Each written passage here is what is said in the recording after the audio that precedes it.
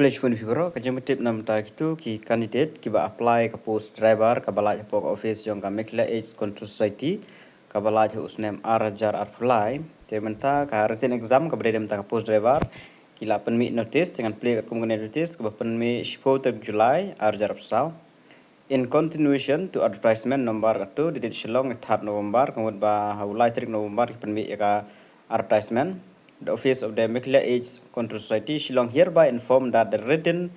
exam for the post of driver will be held on 20 July 2024 at Government Girls Higher Secondary School, Jail Road, Shillong from 10 a.m.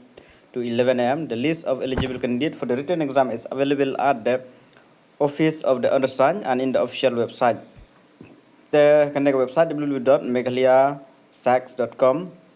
Tengah ada check na po website, tegi kerteng juga candidate kemdon re te yang ni pe yang neka advertisement kabarim te connect advertisement apan mi ndu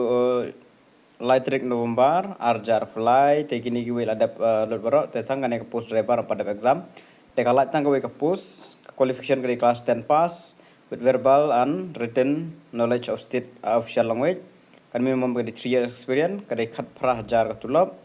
te kene ke contractual for a period of 1 year.